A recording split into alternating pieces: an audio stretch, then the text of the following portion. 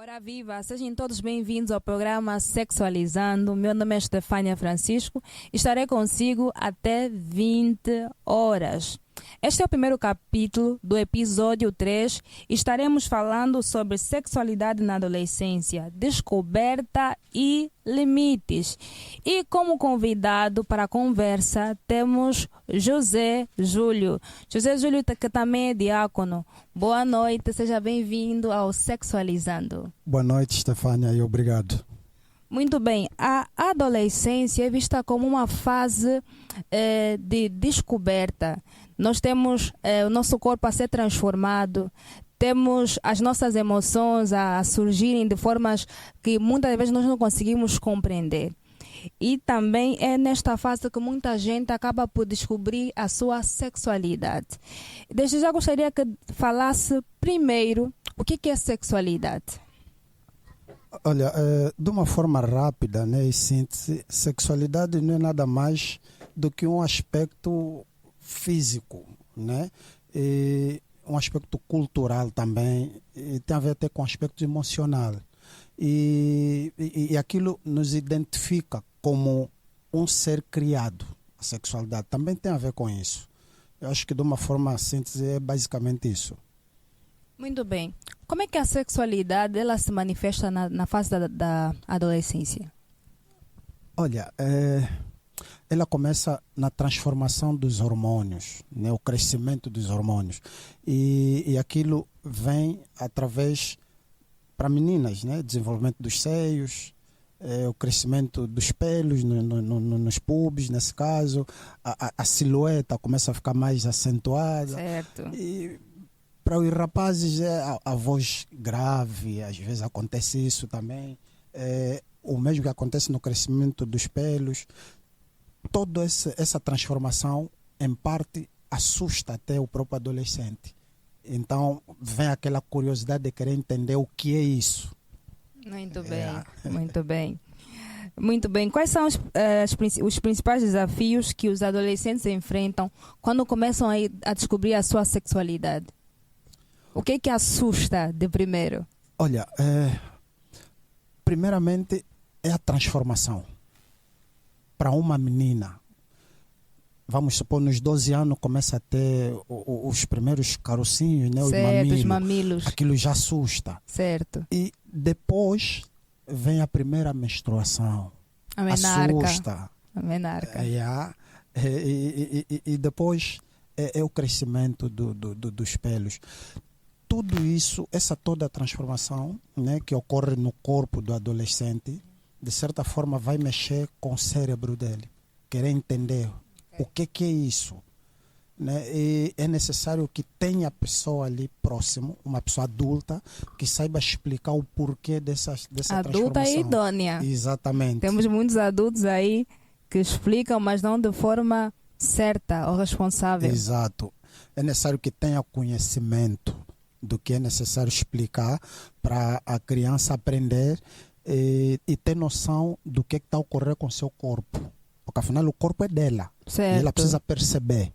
Muito Infelizmente, bem. se não tiver, acaba sendo uma adulta sem conhecimento. Tem uma coisa que acabou por frisar. Disse que é importante que o adulto explique à criança o que está a acontecer. O que me leva a entender que é necessário que tenha uma linguagem apropriada para explicar nessa mesma pessoa de acordo com o nível em que ela se encontra. Exatamente, de acordo ao nível. Porque imagine, né, para uma criança de 12, 13, 14, 15 anos, 16, você não vai vir com uma linguagem muito técnica. Certo. Ela acaba não percebendo. Okay. Então, procura usar linguagem ao nível dela, mas que ela consiga perceber o que é exatamente o que está a se falar, o que está a se tratar. Ok. E por outra, uma passagem que eu gosto muito na Bíblia, está em Provérbios 22, verso 6. E gostaria muito, os pais que estão a assistir, que pesquisassem isso e façam. Diz assim: ensinar o menino no caminho que deve andar, para quando crescer não se desviar. Isso quer dizer que se você, como pai, como encarregado, começar a ensinar enquanto pequeno, ele vai se tornar uma criança experiente e conhecedor daquilo que está acontecendo na sociedade. Ou e com seja, o corpo bem dele. instruída. Exatamente. Ok, muito bem. Como é que a família e a escola podem contribuir para uma orientação saudável? Olha, eu digo sempre isso. O primeiro ponto de partida para a educação, para a formação do caráter da criança em casa, na família. A escola faz a sua parte, mas tudo começa em casa. Se nós formos pais exemplares, porque a criança não aprende só ouvindo, Certo. aprende também vendo. Tem uma frase, inclusive, que disse que faz o que eu faço, não o que eu digo. Como se as pessoas não notassem ou descartassem em parte aquilo que as pessoas falam, mas se focassem mais naquilo que elas fazem. Eu vejo que as crianças aprendem por imitação. Exatamente, exatamente. Porque essa frase nós até podemos entender nas duas vertentes. Okay. Há aquele lado que acaba nos levando no erro. Por quê? Porque todo ser humano acaba aprendendo vendo e ouvindo. Okay. É impossível, por exemplo, um professor de matemática está a explicar ali o teorema de Pitágoras, só Certo. explicar, mas Só sem explicando. fazer os exercícios. É difícil a criança aprender ou o aluno aprender. Então, em casa, o pai tem que fazer isso. Não tem que fazer, né, de uma forma a criança, vamos supor, está-se a falar de sexualidade. São coisas íntimas. Certo. É óbvio que a criança não tem que ver o pai.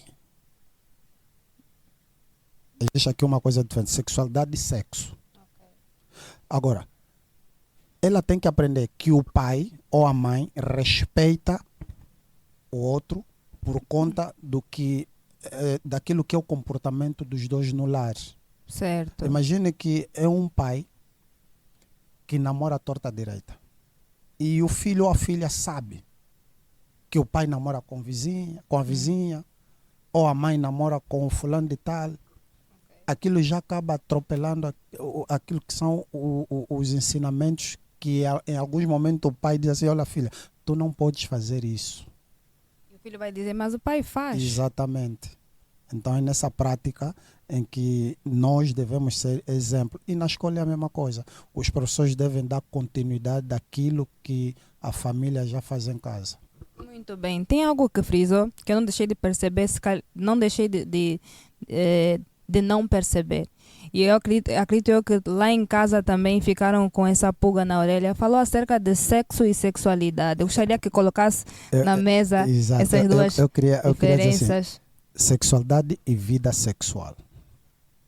Imagine, estás a explicar no filho sobre sexualidade. É óbvio que em alguns casos vais ter que falar de vida sexual, ato sexual, nesse caso. E o filho, como é que é? É óbvio que o filho não tem que ver o pai a praticar o ato sexual com a mãe, para aprender que é assim. Certo. É óbvio que não. Certo. Mas é necessário que o filho aprenda, através do pai, que o sexo é sagrado. Por quê? Porque é divino, vem de Deus. Como é divino, então tem que se fazer com base àquele que criou, que é Deus. Exatamente. Eu comentei com um diácono mais cedo acerca do impacto que a mídia tem trago no que concerne aquilo que estamos a falar no dia de hoje sobre a sexualidade. Qual é o impacto da mídia na construção da sexualidade na vida do jovem? Olha, infelizmente, eu digo assim, acho que vou começar por ali. Infelizmente, a mídia tem trago a abordagem que desvirtualiza aquilo que é o conceito bíblico. Como cristão, eu vou defender sempre essa parte. Okay. O conceito bíblico, porque a mídia vende informações. A mídia está interessada a vender informação e não a dar conhecimento. Há informação que vem, mas não conhecimento. Okay. E a mídia muitas das vezes baseia-se nisso. Porque nas redes sociais, se prestar bem atenção, a maior parte dos vídeos, né, vem ali no TikTok. No TikTok, YouTube. Exato. São vídeos tendenciosos. Por quê? Porque o blogueiro, né, o internato, só quer likes. A blogueirinha. Yeah, só quer likes. Imagine o teu filho ou tua filha, com 6 anos, já está ali no TikTok e está a ver vídeo de uma jovem com um corpo bonito, ela é bonita, e fica a levantar a blusa, a mostrar o umbigo, a fazer aquela dança sensual. O que é que essa criança está a aprender? Dificilmente cria-se temas de discussões construtivas, né, nas nossas mídias, que é para enaltecer o conhecimento da criança em relação à sexualidade. Exatamente. Então isso acaba desvirtualizando. É mais fácil ter discussões de coisas banais, porque os programas televisivos agora querem ter audiência. Exatamente. E para ter audiência trazem temas polêmicos de uma forma distorcida. Olha que está a falar, falou sobre a importância em trazermos à rebalta esses tipos de temas. E alguns meses atrás, o Felca, que é um youtuber, ele falou muito sobre a adultização e tocou nesses aspectos sobre crianças que estão a tornar-se adultas e focou-se dentro dos aspectos em que ele falou de muitas coisas, falou sobre a sexualidade, que muitas crianças tendem, parece que já é uma tendência, já não são mais, parece que já deixaram de ser crianças, passaram a adotar outra personalidade e já têm, inclusive, comportamentos de adultos. A sexualidade para eles é como, vejam como se fossem já adultos.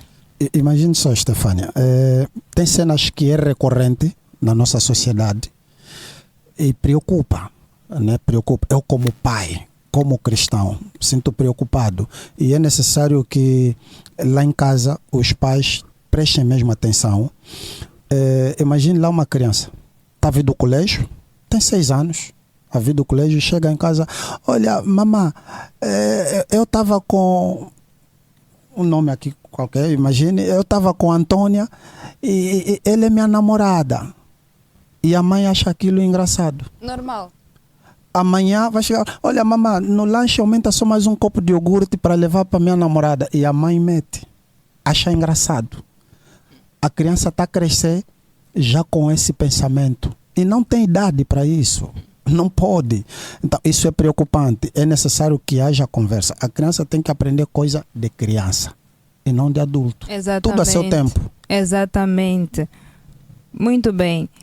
Existe pressão social para iniciar a vida sexual, principalmente na fase da adolescência, onde nós estamos a ver aquela nossa identidade, até identidade pessoal. Queremos estar no meio e ser aceitos. E muitas das vezes há aquela pressão, fulano, eu já tenho namorado, já faço aquilo e aquilo, por que você não faz? Então, existe essa pressão no meio dos adolescentes. Como lidar com essa pressão? Eu sendo adolescente que estou pressionada a ter uma vida sexual. Olha, existe muita pressão. Muita pressão que é mesmo preocupante. Vamos só voltar a uns 30 anos atrás. Imagine nos anos, deixa eu ver bem, 96, 95, 98, por ali. 98. Ainda era comum encontrar uma jovem de 18, 20, 22, 25 anos que é virgem. Muito. Ainda era comum. Muito. 2000 já não tanto. De 2000 para cá, se encontrar uma jovem de 18 anos no meio das outras e falar que é virgem, vai ser um escândalo. É mulher do século. Vai ser um escândalo. É do tipo, estás a se guardar para quê? Para quê? Até já tem um lema, salalé vai comer. Exatamente. Isso é triste. Exatamente. Estás a perceber? Mas isso acontece por quê? Porque a nossa sociedade está tão desvirtualizada por falta de conhecimento. Os pais não conseguem sentar com os filhos e conversarem sobre sexualidade, aprenderem. Exatamente. Primeiro princípio, devem saber que o nosso corpo é o templo do Espírito Santo. Tem um Deus que nos fez e esse Deus nos recomenda cuidado a termos com o nosso corpo. E a vida sexual deve ser feita no tempo próprio que também Deus recomenda. É necessário que a gente aprenda isso. Porque imagine se para uma menina chegar e dizer que é virgem aos 18 anos, já é escândalo. Imagine para um rapaz, como é que os amigos vão rir. Por isso é que nós vemos gravidez indesejada.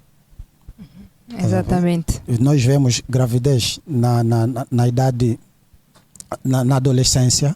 Muitas mães hoje são adolescentes. Muitas. E o corpo não está preparado, às vezes, para isso. Não está preparado. Inclusive, já houve casos de meninas, nem na fase da adolescência estavam. Penso que estavam na fase de transição entre infância e adolescência. Estou a falar de meninas de 10 anos, 11 anos, que já estavam grávidas. E acabam criando um transtorno. Transtorno para os pais, e transtorno para ela e para a própria sociedade. Exatamente. Acaba perdendo o ano escolar, acaba metendo uma criança que vai sofrer porque ela não tem experiência de mãe. Uma outra criança, porque criança, ainda é criança. Exatamente. Então, veja a gravidade, estás a ver? E o que vai acontecer? A taxa de mortalidade também vai aumentando. Exatamente. Porque não está preparada, o corpo não está preparado. Exatamente. Acaba tendo, como é que diz, trauma pós-parto. Certo. Porque não consegue lidar com isso. Então é necessário que os pais, principalmente os pais, tenham o mesmo rigor na educação sobre sexualidade. Bastante importante. Muito bem. Eu vou tocar num aspecto. Nós somos africanos e tem aquela coisa de tabu. Pais africanos têm muitos tabus em explicar aos filhos o que é sexualidade. Pais têm dificuldade em explicar aos filhos, as mães têm dificuldade em explicar às filhas. E muitas das vezes, por nós pais não explicarmos aos filhos o que é sexualidade, como lidar com tudo isso, os filhos vão aprender lá fora. E aprendem de forma errada. Como o Diácono bem disse, que muitos só querem os views, os likes. E acabam por explicar, mas de forma errada. Nós temos várias pessoas no YouTube, TikTok, que explicam sobre sexualidade, mas de forma distorcida. Olha, eu vou falar assim, no meu tempo, né, eu não tive essa sorte de ter pais que conversassem comigo de forma direta sobre sexualidade. Eu aprendi com irmão mais velhos, amigos principalmente, mas também dou graças porque desde pequeno eu sou cristão, desde pequeno, então fui aprendendo em várias palestras que a minha igreja realizava, né? Fomos aprendendo sobre sexualidade. Mas hoje os pais atuais têm muito mais ferramenta para poderem ensinar. Só que infelizmente não ensinam, tempo, porque estão mais a trabalhar, à procura do pão, e menos tempo dão à família, ou aos filhos, nesse caso, para ensinar. Os pais antes não tinham muito conhecimento, por isso às vezes falavam daquela forma, né? Certo. Sem abordar ao fundo aquilo que é o tema necessário. Mas nós podemos quebrar isso por conta das ferramentas que nós temos, por conta da facilidade que temos de ir investigar. Nós podemos e devemos falar sem tabu, porque é necessário. Sexualidade é para ensinar mesmo, é para falar sem tabu, mas com calma, porque há aqueles pais que vêm falar de sexualidade, ou jovens vêm falar de sexualidade, mas para incitar. Exatamente. É aí onde eu queria chegar também. É aí onde eu queria chegar. Então, como ensinar sobre sexualidade sem ter que estimular comportamentos de riscos? Primeiro é a pessoa ter conhecimento do que tem que falar para a criança. Saber que o objetivo é ensinar e não insinuar. Ok. É uma coisa diferente. Okay. Porque nós até podemos falar com uma menina de 15, 16 anos. E em vez de nós ensinarmos, nós vamos insinuar ela a querer experimentar. Excitar. Exato. Eu às vezes falo assim com com minhas sobrinhas, já crescidas, né? Algumas delas já com 20, 22, 23 anos. E eu digo sempre assim: você está na idade de fazer sexo. Sexo é bom. É bom, mas tem consequência. Principalmente quando você faz antes do casamento e fora do casamento. Então se preserva para chegar no dia e ser bom. Porque se você fazer antes, não vai ser bom. Só porque nós temos tido um programa na minha igreja, nós chamamos Café de Sala, que é despedida de solteiro. Nós chamamos, para rapazes nós chamamos Café de Sala, para meninas é chá de cozinha. E às vezes eu digo sempre, para jovem cristão, fazer sexo antes do casamento, enquanto namorado, você não desfruta. Porque você faz com medo. Sabes que se você primeiro engravidar, a igreja vai te pôr de castigo. Porque você engravidou, você violou um dos mandamentos divinos. Então você não desfruta daquilo que é a vida sexual. É como se você tivesse que acordar, deram-te a tua parte do almoço, mas esperasse daquela parte que nem aquele momento que ninguém está em casa e ficasses a olhar e ver quem está a vir, tirar um pouquinho na panela, estás a comer, mas aquela coisa, eu tenho que comer rápido porque se alguém vem, me apanham e não consegues desfrutar bem. Exato, e às vezes eu vou mais a fundo, eu digo assim, imagine só, estás com a tua namorada, estão lá, na idade que tens, e de repente um teu vizinho que é cristão mete uma música da igreja. E você está naquele momento, como é que você vai reagir? Já como marido e mulher, não, porque você está legalmente... Estás no direito. Aprovado para fazer, estás no direito, tens idade suficiente para fazer. Então, as nossas crianças devem aprender quando e como ter que fazer. Porque depois vai ser aquele lado, fazer a torta direita.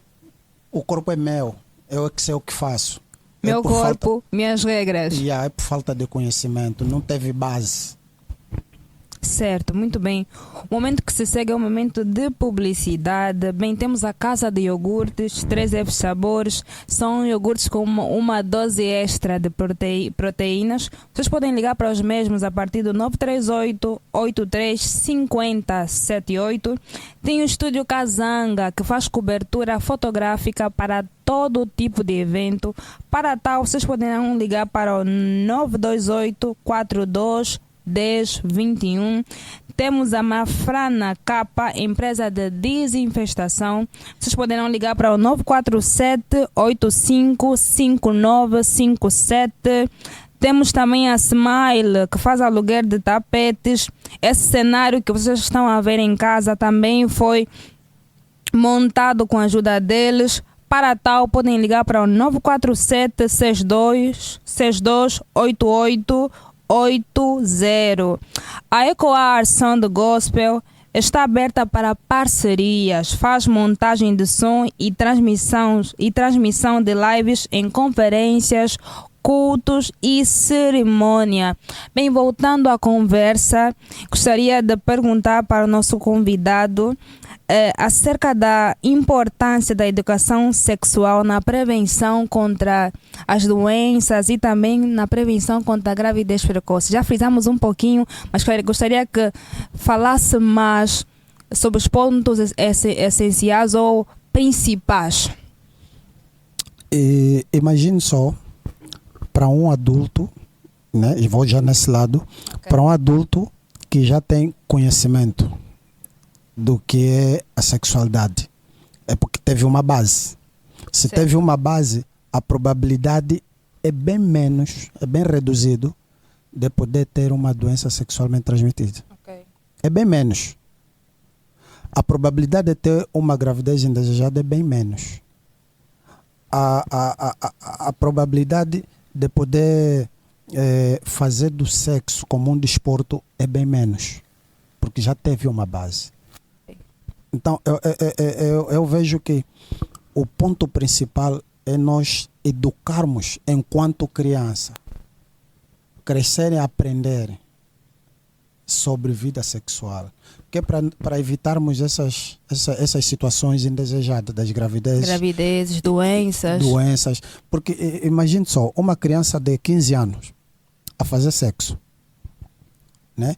Provavelmente ela pode até durar até aos 25, 28 para casar.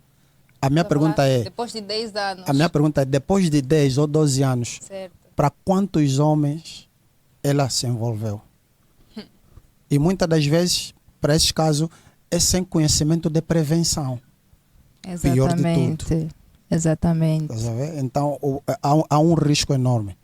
É necessário que haja mesmo informação. Frisou no quesito das mulheres. Gostaria que focasse também nos rapazes. Para rapazes, e eu vou voltar um bocadinho, né, no tempo em que eu era mais jovem também, né? Na minha turma de amigos, e naquela da adrenalina, às vezes fazer do sexo tipo um desafio. Olha, vou agarrar a vizinha X, vocês vão ver que ela vai namorar comigo. E aquilo era desafio mesmo. Quem vai tentar lá? Aquela vizinha é muito achada. E você vai para lá e tenta. Eu acho que quem é da minha idade consegue se rever nessa história. E vai querer ir, vai tentar, vai dar conta que não aguentou, vai um outro. E até às vezes aquele conseguiu. Até conseguir na vizinha. Conseguir a vizinha. Yeah. E às vezes um conseguiu, vai vir, olha, consegui já fiz. E o outro também, olha, também vou tentar a minha parte. Infelizmente... Na mesma vizinha? Exatamente. Infelizmente, às vezes acontecia isso. É a vizinha, namorou com 3 amigos. Infelizmente, acontecia. Isso tudo por quê? Falta de conhecimento. E aquele lado machista. Também. Nós nos acharmos que podemos. Também. Epa, tem uma ali, tem outra ali, tem outra ali. É uma fase, e isso acontece mais nessa fase da puberdade. Certo. Essa fase da adolescência. Certo. É a fase da adrenalina, é a fase de experimentar tudo. Mas isso acontece com frequência e com muito rigor. E eu toco de novo nessa tecla. Por falta de informação, de conhecimento. A falta de instrução que mencionou quando citou o livro de Provérbios 22. Exatamente. A instrução dos pais para a vida dos filhos. E a instrução não é só baseada na Bíblia. Não é só. É o primordial, porque é dali onde nós surgimos. Mas também esse conhecimento científico. É necessário que ele comece a aprender de casa. Certo, como por exemplo o controle do período menstrual. Exatamente. Vamos a falar já de algo que está ligado à ciência. Exatamente. Olha, em tempos eu ainda estava numa discussão, né, no táxi, numa conversa, e uma senhora disse assim, não, a minha filha já está de período e eu não consigo falar com ele. Ele falou, vai falar com teu pai. Sério?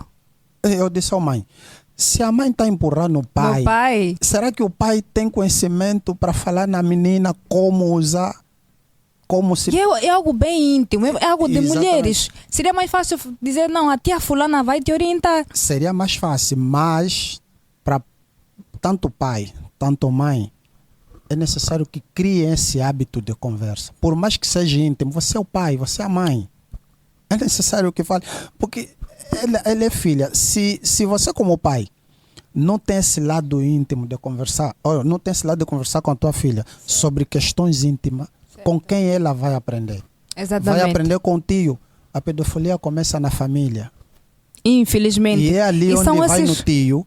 E o tio vai dizer, não, deixa ver bem como é que teus seios estão. Porque já sabe que quando está nessa fase, os seios endurecem, o mamilo cresce um bocadinho.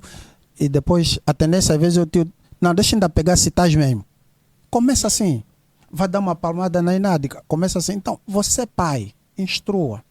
Eu, por exemplo, tenho uma bebê de 3 anos e eu converso assim, bebê, o nome dele é Nayuka, né? Eu digo assim, Nayuka, ninguém pode te pegar aqui atrás no bumbum. Quantos anos tem a Nayuka? 3 anos. 3 anos. Yeah. Ninguém pode pegar aqui no bumbum, viu? E às vezes, a forma dela, como criança, e ela... Quando eu venho assim na brincadeira, sento no colo da minha esposa, né, estamos a brincar, e ela vem, papai, não senta no colo, homem não pode sentar no colo. Para ir tomar banho, às vezes a mãe dele pede o irmão mais velho para ele dar banho. Mulher não banha com homem. Quer dizer, já tem um bocadinho de noção. Certo. É criança, ok, certo. Mas é necessário que tenha que se alinhavar ainda alguns itens, né? Ok. Alguns itens, que é para ela entrar nos eixos. Ok. Muito bem. Por que é tão difícil hoje nós falarmos de sexo de forma aberta nas igrejas? Nós temos essa dificuldade em casa e também acabamos por tê-la na igreja. Olha, essa dificuldade eu consigo associar, às vezes, por questões culturais. Questões culturais. Conforme falamos no princípio, há aqueles pais que ainda têm um certo tabu. E às vezes há pessoas que vão ali em frente falar de sexualidade e falam de uma forma muito direta, que para alguns pais Choca. Choca. Com a cultura. Exatamente. Então, para esse tipo de atividade, eu pelo menos aconselho assim: crie eventos separados. Ok. Quer falar de sexualidade para jovem? Fale de forma aberta. Para adulto, muitos dos mais velhos, por conta desse preconceito, têm uma vida sofrida. São casados, mas sofrem no lar, porque não tiveram conhecimento e não estão abertos para aprender sobre sexualidade. Infelizmente. Nós tivemos um pastor, um brasileiro em tempos, vinha aqui para dar uma espécie de uma palestra, e ele perguntou para a igreja, assim, para a comunidade toda: querem que eu fale como pastor ou querem que eu fale como psicólogo? A igreja tem que escolher. É óbvio que como pastor tinha que ter alguns limites. Certo. Já como tinha psicólogo, que olhar na não. ética. A linguagem tinha que moderar um pouquinho. Certo. E o grupo estava dividido. Uns queriam que ele falasse como psicólogo. Uns queriam que ele falasse como pastor. E depois ele disse: olha, todo casado que está aqui, como era uma atividade de casado, certo, cada um senta ao lado da sua esposa. É óbvio que uns estavam distantes, uns estavam próximos. Okay. Depois de um tempinho, pediu agora que cada um beijasse a sua esposa. E você via... Na igreja? Aquilo foi num campo aberto. Ok. Aquilo foi espécie de um acampamento. Ok. E você via alguns pais só mesmo para beijar. Quer dizer, a mãe está querendo fugir, por quê? Porque o genro também está ali, acampado. O filho está ali, acampado. Quer dizer, a mãe tem vergonha, o pai tem vergonha. É triste, tá sabendo? É que o pai tem que ter noção, ou a mãe tem que ter noção, que o filho já cresceu, já tem seu lar. E o que ele faz, tanto aquele lado íntimo, também o filho já faz. Ele é pai, também o filho já é pai. Ainda que não fosse pai, mas é casado. Então está autorizado, tanto pela sociedade, tanto pela igreja. E olha que não precisa ficar restringido, porque o filho já conhece, já tem noção do que é. Ali é o tabu. Estás a perceber? É o tabu. Como é que eu vou falar com a minha filha sobre sexualidade? A primeira impressão que vem, o que ela vai pensar de mim? De mim. Eu, como mãe, estou a falar com a minha filha sobre sexualidade. Se calhar a filha vai falar: essa mãe é bem assanhada, minha mãe é assanhada. A minha mãe faz isso e aquilo. Mas não, é necessário que ela saiba da mãe, a partir da mãe, ou a partir do pai. Exatamente.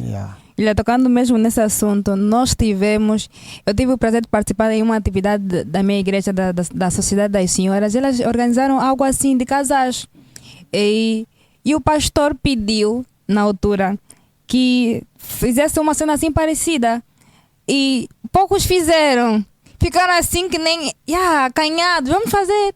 Não foi que nem beijo, né? Mas foi tipo andarem de mãos dadas. E ficaram, os casais ficaram assim: vamos fazer aquilo, isso aqui na igreja e tudo mais. Eu fiquei assim: vocês são casais, é normal que façam isso. Olha, mesmo até na igreja, é normal que o casal beije. É normal. Vai dizer: não, é na casa de Deus. Calma ali. Quem criou a sexualidade? Exatamente. Exatamente. E as pessoas têm como se for a sexualidade como se fosse algo diabolizado.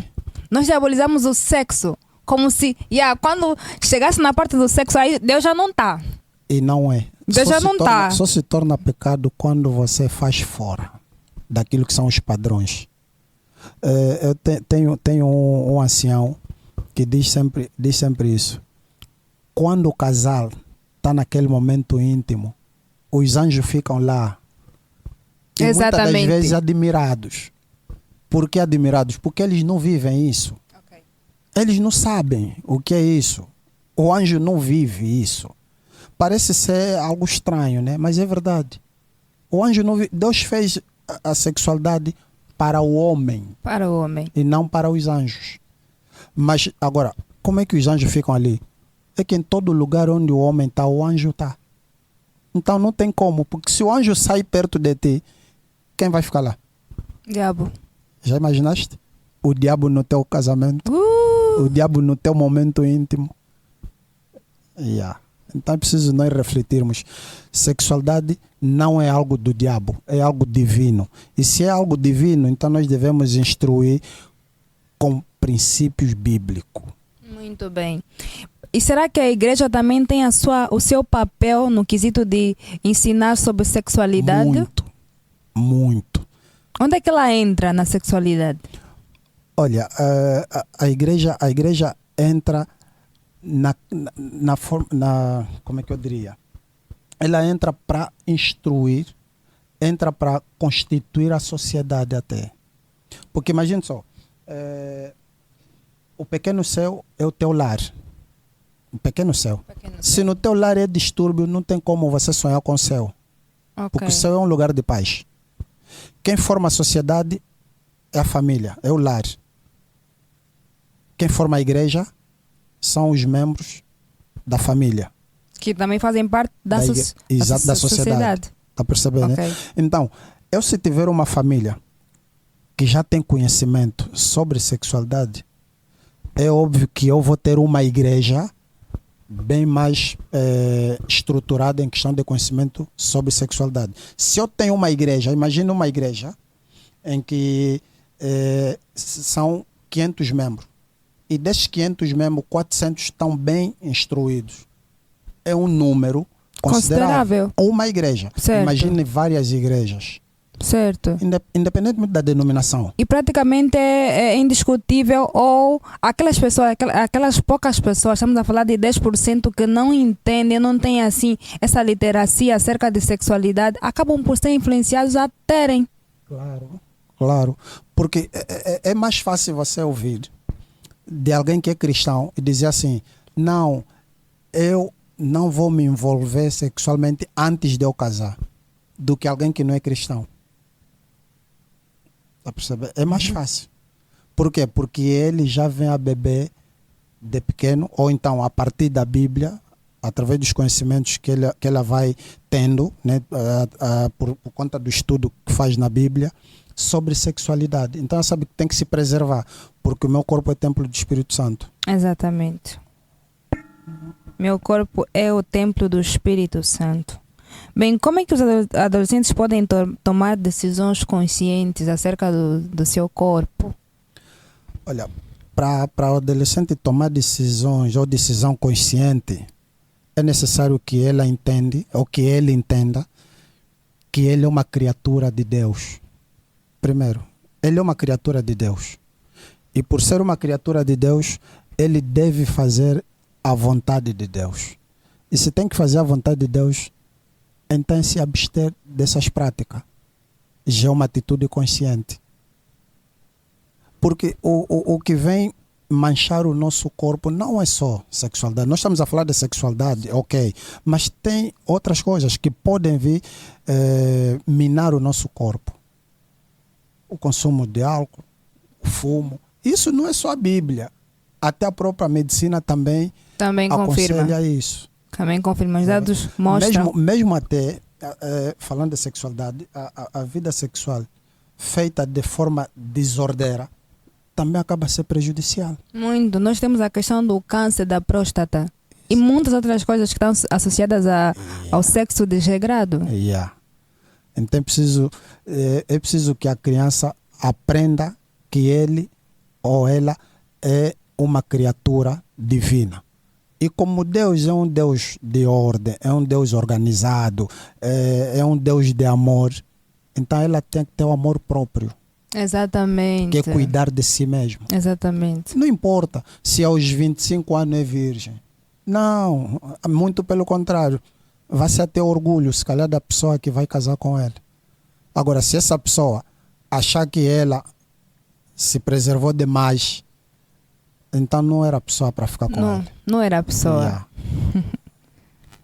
Então, estamos a ver que é necessário que a pessoa tenha um conhecimento da Bíblia e tenha e ela também tenha um conhecimento acerca de si mesmo. É importante.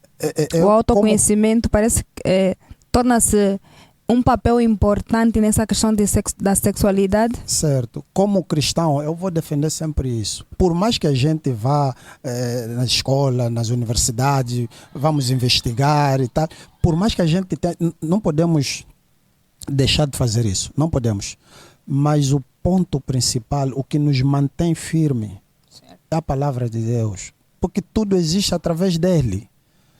Não tem como eu ser, por exemplo, um bom cidadão, um bom pai, certo, sem que eu acredite num Deus. Quer dizer, há quem se calhar vai querer contrariar, não, o ateu, como é que fica? Ateu que são bons pais, bons maridos. Mas a questão é, ele é bom até que ponto? Para ele ser bom, ele acredita que quem lhe fez ser bom é um ser divino? Ou ele é bom porque acha... Ou ele é bom porque acha só que é assim que tem que ser? Até que ponto? Eu acredito que na tua condição, primeiro você se revê naquele que te criou. Naquele que te criou. Naquele que te fez. Deus é amor. Se Deus é amor, por que é que eu não posso ser? Até Deus me diz para perdoar o outro 7 vezes 70. Por que não devo? Se ele perdoou, se ele fez. Deus fez Adão e Eva como um casal. Meteu no jardim. Agora, por que eu tenho que viver de forma contrária a isso? Como temos visto muito ultimamente. A contrariar aquilo que Deus fez. Aquilo que é o princípio divino. Então, para mim, como cristão, eu defendo isso. Primeiro ponto, eu conhecer Deus. Quem é Deus? E meter Ele na minha vida. Para ser o centro de tudo. Ok, como Martinho Lutero afirmou na Sola Escrituras. Fazer tudo consoante a palavra do Senhor. Certo. Muito bem. Tudo corre. Conforme estávamos a falar no princípio, é difícil. É difícil. Se bem que o inimigo tenta. Mas é difícil ver um lar de cristão e ter filhos, assim, tipo, todos eles estão desorientados. Alguma coisa falhou nos pais, alguma coisa. Mas cristão, os filhos não podem dar dor de cabeça no pai. Não podem. Parece ser controverso, né? Porque você vai perguntar, não, tem filhos de pastor que são desorientados? Sim. Tem filho de ancião que são desorientados? Penso que muita gente lá em casa está a dizer isso. Eu conheço. Exatamente. E é ali mesmo onde eu chego. O inimigo ataca onde Deus habita. O inimigo não vai onde não tem Deus. Porque ali já é lugar dele. Ok. Então, quando você dobra o joelho a pedir proteção, a pedir conhecimento, a pedir instrução para os teus filhos, ali o inimigo vai atiçar para contrariar aquilo que Deus faz. Por isso é que nós vemos essa, não diria até falta de capacidade, né? Não diria isso. Porque acho que todo ser humano tem capacidade para instruir. Uma outra coisa, todo ser humano tem. Mas essa vergonha, você vai ter vergonha de falar aquilo que você é? Não pode. És cristão? Fale como cristão.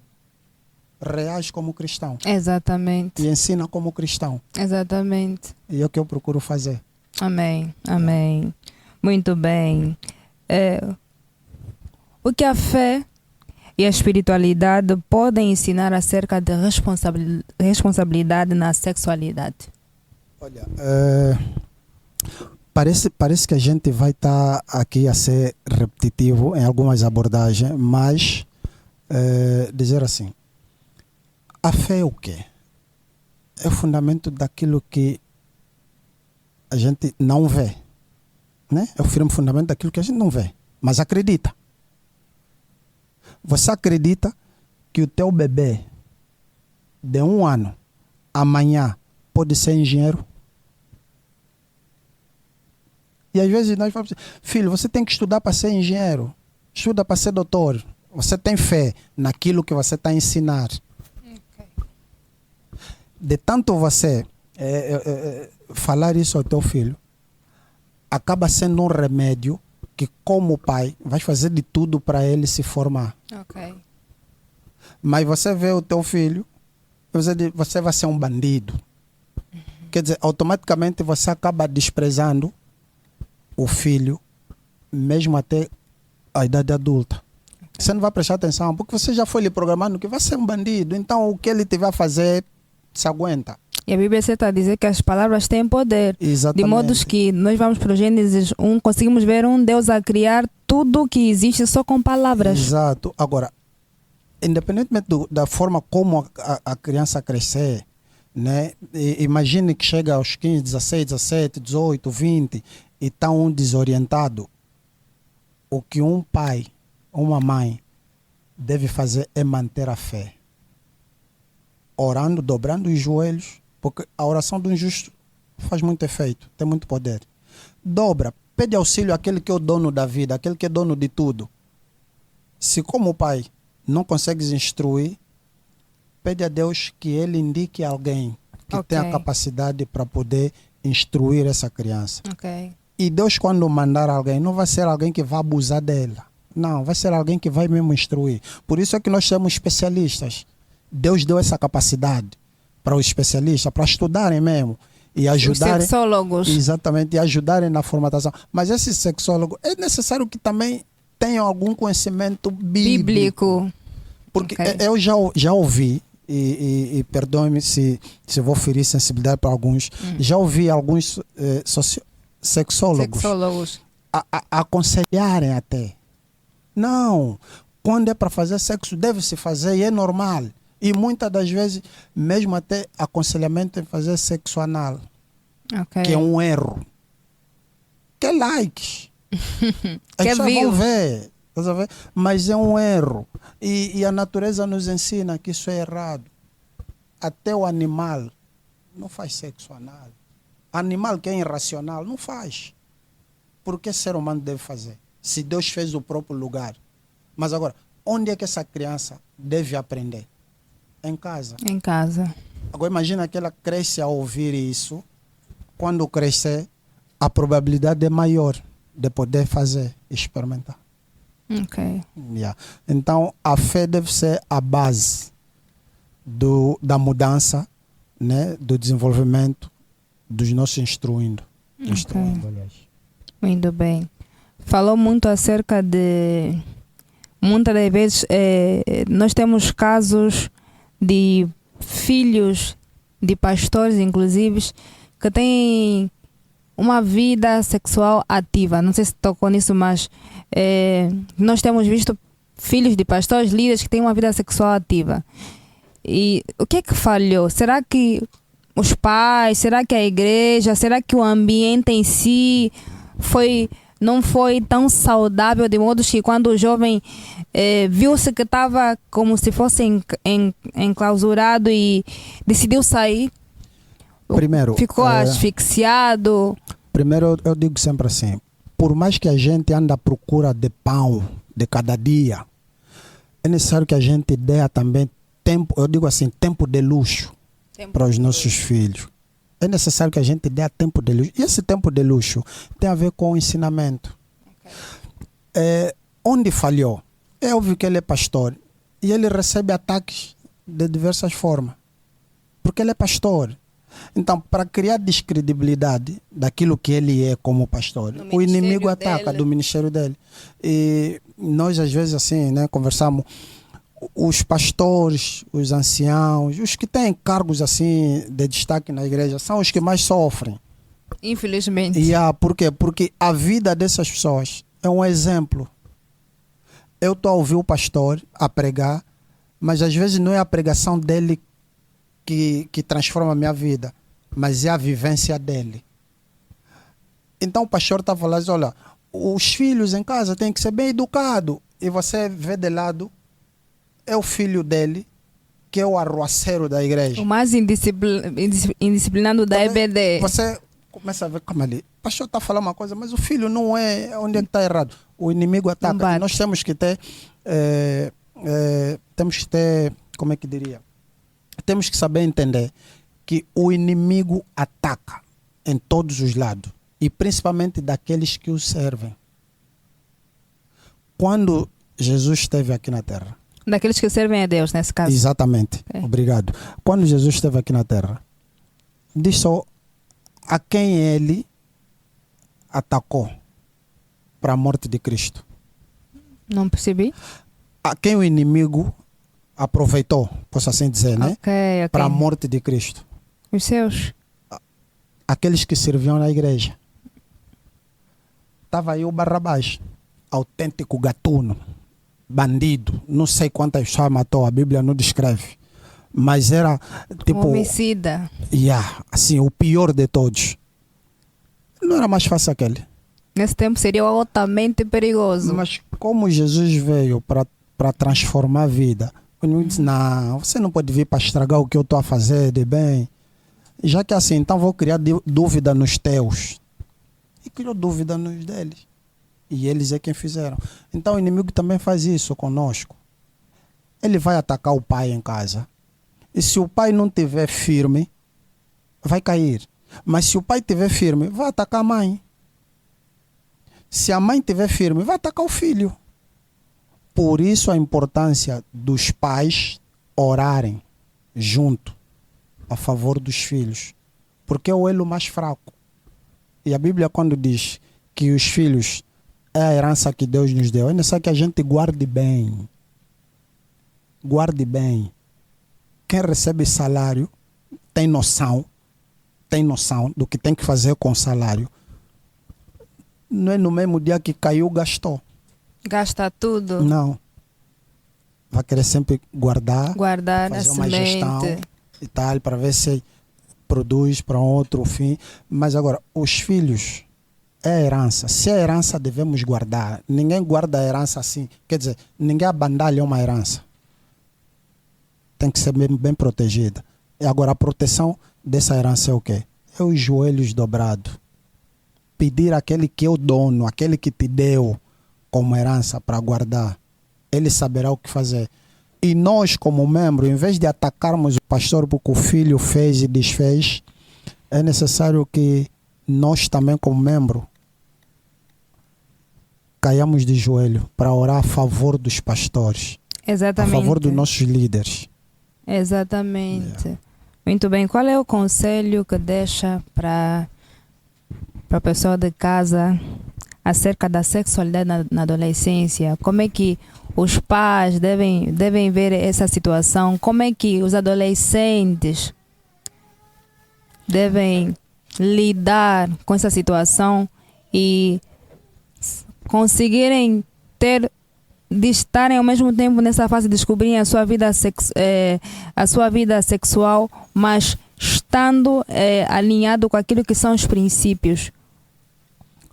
Olha, primeiro dizer assim aos pais, deixem de ter tabus de falar sobre sexualidade.